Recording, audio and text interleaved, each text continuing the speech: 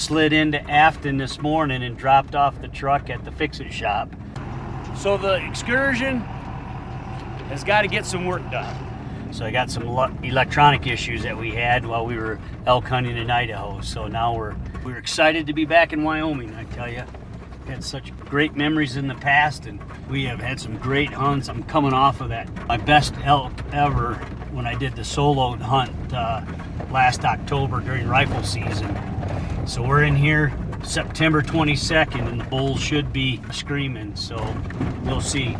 There's gonna obviously hunting season's been open for 3 weeks or so. So there's been people up in here hunting and doing what they always do, but we're gonna give it a try for 5 days, go hard and see what happens. So our plan is right now it's just before noon, and we'll get our Let's Go Arrow trailer camper set up with the tent deal, get our gear out, get organized, send our sleeping bag and food and tents and air mattresses up with the horses, and then hunt our way up in there. Like I say, it's about 4.5 miles to get to where we want to start, and then if we continue on in the series of basins, then we'll be at a maximum of 7 miles back in. But today we're gonna just get things dialed in and then get up in there and do maybe a 2-hour evening hunt. The weekend push of the locals that a lot of times hunt over the weekend, they're gone. Maybe there won't be quite as many people up in the mountains. And like I say, we're trying to go back and get back beyond. There's no ATVs. It's just horses and foot traffic only, and we're gonna try to get past the crowd. I've been in the darkness for 40 days.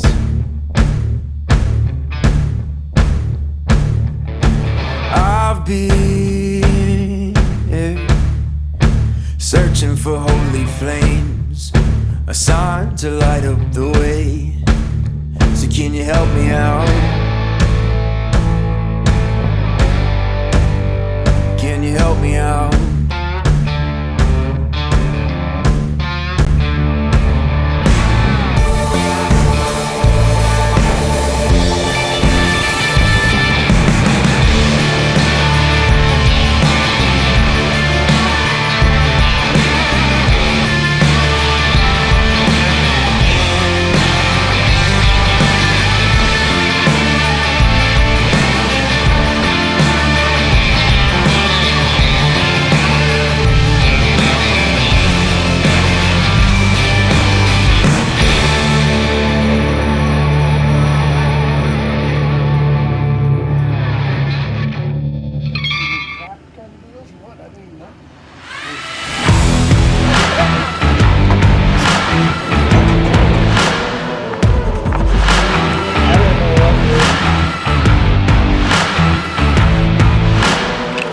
Thing you need is a good headlamp. You better just make sure you stow some extra batteries. We get fortunate enough and it's midnight and we're still carving on elk, you'll be happy you did that.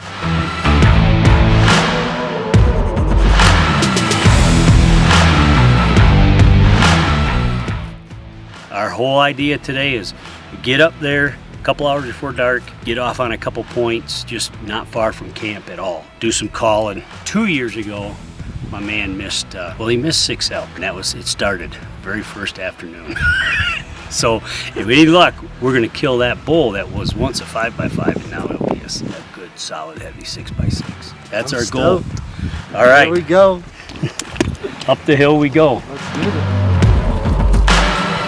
65, 67.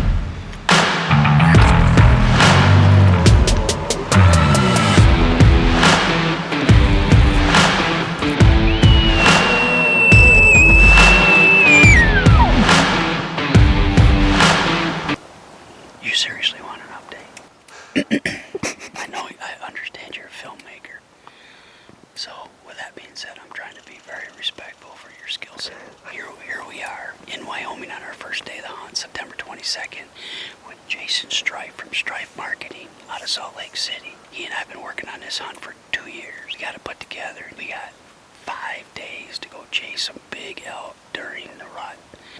our filmmaker just heard a responsive bugle way off down this draw, which is just about predictable that there's elk in that draw, but we normally take the foot trail up and around. That is a little bit easier going, but we're going to take the path of more resistance. See if we can get on that elk. It's drizzled a couple times today. It stayed kind of cool, so the thermals aren't going up like they normally do this time of the afternoon. It's probably around 4 o'clock. And so it's almost perfect for the elk to be up on their feet feeding. And those bulls, they gotta water like 3 times a day with the chasing these elk. The cows are out breeding. Oh, this is really cool. We're gonna go hard. We got our camp on our back.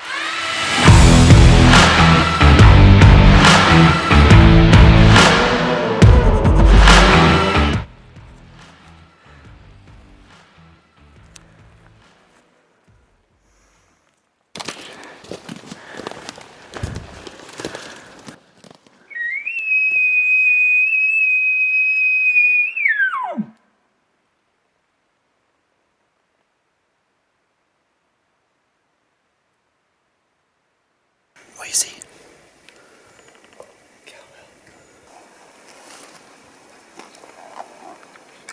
They're moving. They're moving up.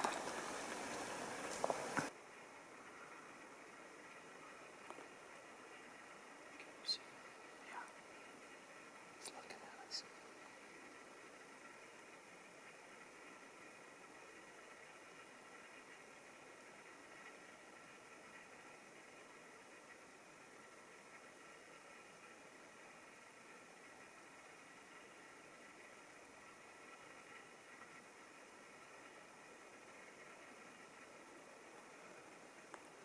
Spotted an elk about 60 yards away.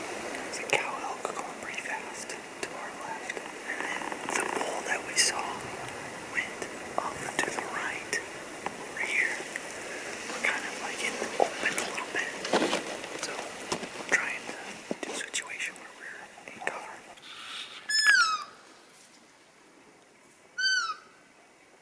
So we're getting called a few times. And after his first bugle, I heard a few footsteps. Pretty much like they're walking away. I saw the cow, and then that cow coming like down. It was within bow range. And I'm seeing pieces of it through the pines, and I'm like, oh. And it just kind of, it didn't make any noise. I mean, it's right on this dirt right here. It just scurried right there. Stood there quietly, and she had all she could take of us moving around. She was probably looked at us for 10 minutes. And finally she gathered up our stuff. She brought our gear. So we got it all up here now, our sleeping bags and tents. So we're gonna crash here tonight. And then we're gonna listen for bugles. We didn't hear much this evening, which is kind of surprising, but they might be in the second basin right over here. Hey, we might be into them right at daybreak tomorrow morning. So, I don't know how far we walked, but it was probably around 4 miles. So we're tired. We didn't get much sleep last night. Jason, he's ready to relax, get some water boiling, and get a little freeze-dried in our belly. And then we'll be at it tomorrow morning. Get some doggone oatmeal, and we'll be after it. It was a great day, and the weather's absolutely beautiful. Over and out till tomorrow. Basin number 1, had a good night's rest. Heard a couple bugles up here on the ridge, about a half a mile away. We got the entire camp on our back, so now we've added another 10 pounds minimum from what we were prior. 40, 50 pounds on our back, whatever. Now we're gonna go charging that hill. It's a beautiful morning. If they just went over the lip of that knife edge, then we're not gonna be able to hear them from where we're at. So yesterday we got to see a bull and a cow. Got to hear some bugles, and he was answering back to my bugle. Now we're gonna slip around, go on the east side of the mountain, try to slip in on them and see if we can locate them and then start working them. See if we can't get a bull in front of Jason. That's the plan. That's right. Are we ready We're for gonna this? send it to them.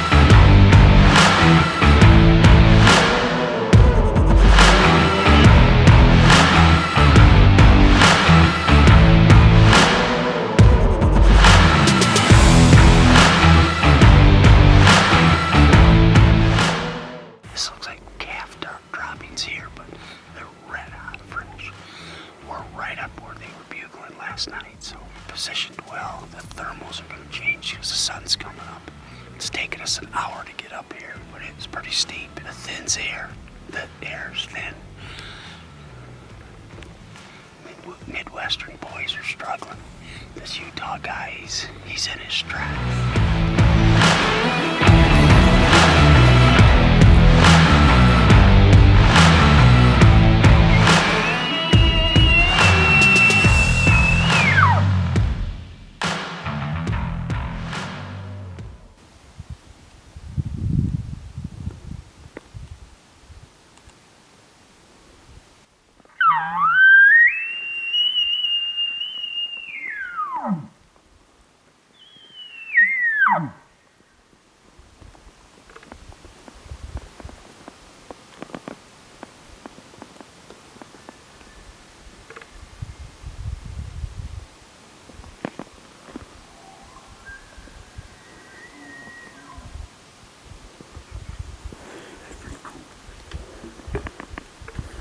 Jason continues to dominate spotting elk on the mountain.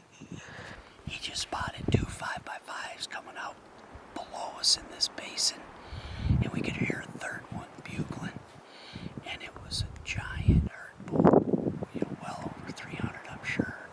And I spotted him because I got the eyes for the dominant species. So it's 11:45. Most of the elk are drifting over to where we think the big herd bull with probably the more cows.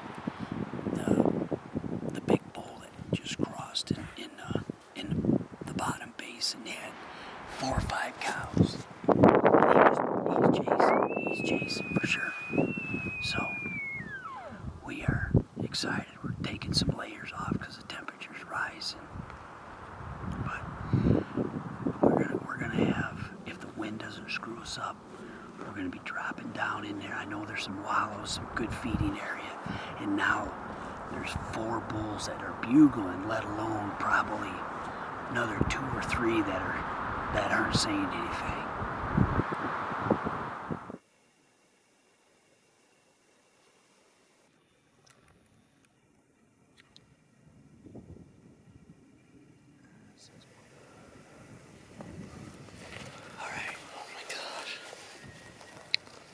That bugle when he was tight in there, man, that really echoed, resonated up against this like a. That's cool. Yeah. All right, let's saddle up. Oh, look, is that him coming back? Or is that another cow? It's another cow. He's like ignoring the cows and going straight into the That's another cow. That's a bull. That's one of those 5 points.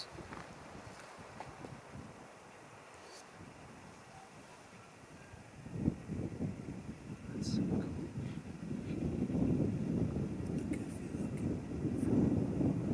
I think that's that section 5 point we saw. The smaller of the 2.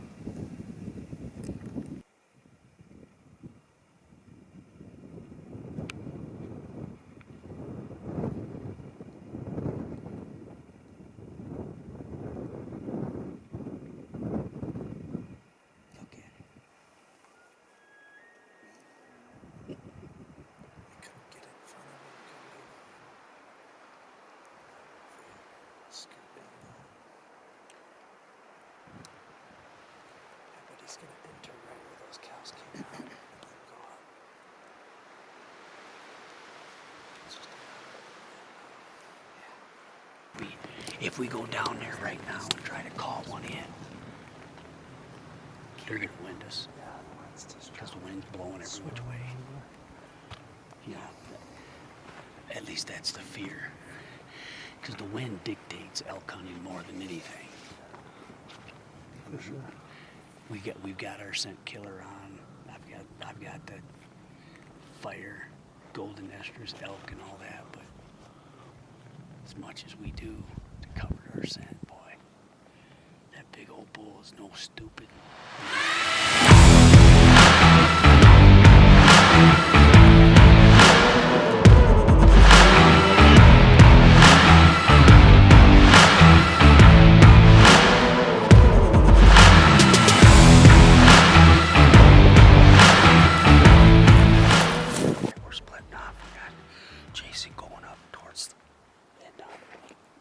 Nate's gonna follow him with the camera.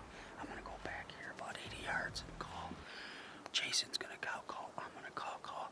We got bulls on both sides of us. So we'll see what happens. The wind's a little bit funky, but at least it's slowed down. We're about an hour before dark.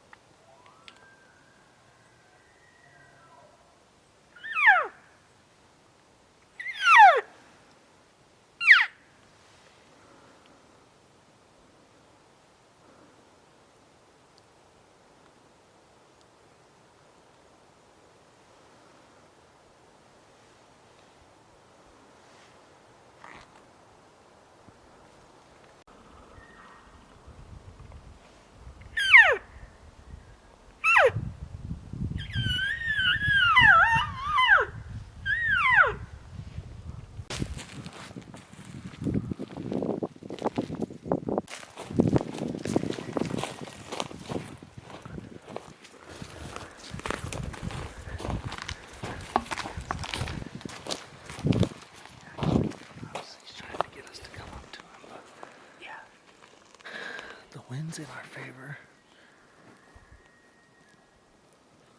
This guy's being more aggressive. And I'm gonna grab the decoy. We'll leave our packs there. We're just gonna shoot right down that runway to us. Then we'll get you up toward the front of the timber, and I'm gonna start calling, like cow calling, because all of a sudden I was calling, and now I'm 150 yards closer to him. So.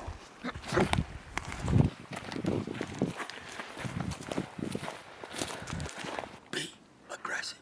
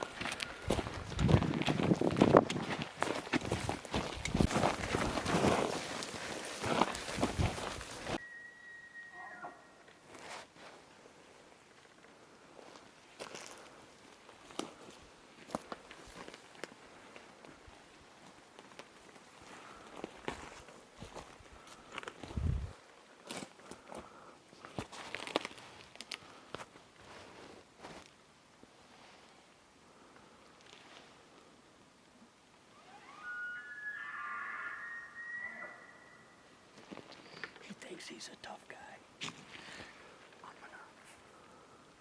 gonna do the hyper hot cow call, estrus cow call, and then if he doesn't come, then I'm gonna give him a bugle, and then I'm gonna start raking branches.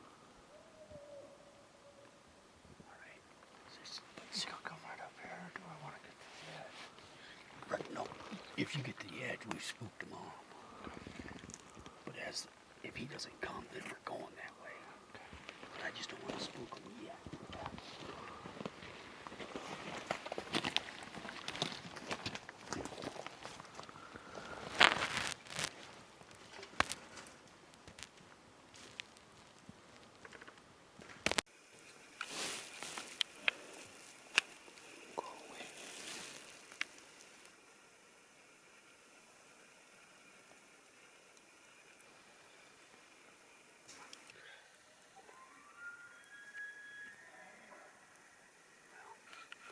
Says he didn't stop bugling, he just take off. Footsteps.